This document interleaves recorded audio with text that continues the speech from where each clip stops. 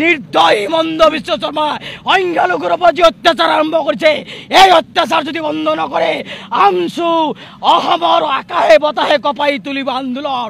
আৰু তাৰ কাৰণে হিমন্ত বিশ্ব শৰ্মা অনুভৱ নকৰাকৈ অসমৰ লাখ লাখ মানুহ ওলাই অনাৰ ক্ষমতা আমচুৰ আছে। আৰু আমি আপোনালোকৰ জৰিয়তে অসমৰ মুখ্যমন্ত্ৰীক ক'ব বিচাৰিছোঁ, নিৰ্দয় হিমন্ত বিশ্ব শৰ্মা, নিৰ্দয় হিমন্ত বিশ্ব শৰ্মা, আপুনিও কাৰোবাৰ সন্তান।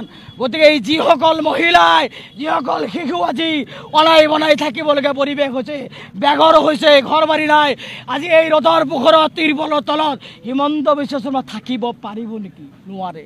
এজন মানুহ হিচাপে কোনেও কেতিয়াও তিৰপলৰ তলত এই প্ৰখৰ ৰ'দৰ মাজত তেওঁ থাকিব নোৱাৰে। তাৰ কাৰণে মানুহবিলাকৰ অসহায় অৱস্থা।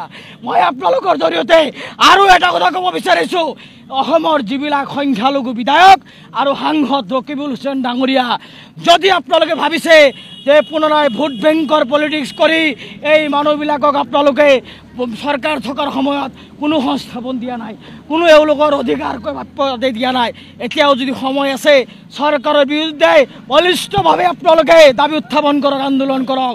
আমি আমচি আপোনালোকক আহ্বান জনাইছোঁ।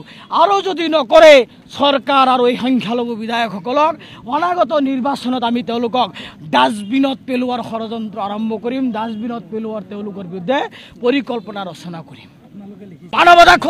মানৱৰ যিটো অধিকাৰ, সেই অধিকাৰ খৰ্ব কৰিছে, মানুহৰ ফাণ্ডামেণ্টেল ৰাইটছ ভায়লেশ্যন কৰিছে, অমানৱীয় যি সংখ্যালঘুৰ বিৰুদ্ধে এই উচ্ছেদ অভিযান আৰম্ভ কৰিছে। আজি আমি যি প্ৰতিবাদী সমদল আৰম্ভ কৰিব বিচাৰিছিলোঁ, আৰক্ষীয়ে আমাৰ কণ্ঠ ৰুদ্ধ কৰিব বিচাৰিছে, চৰকাৰে আমাৰ কণ্ঠ ৰুদ্ধ কৰিব বিচাৰিছে। কোনো পৰ্যায়ে কণ্ঠ ৰুদ্ধ নহয়। প্ৰয়োজন হ'লে দিছপুৰ চলো যাত্ৰা আৰম্ভ কৰা হ'ব।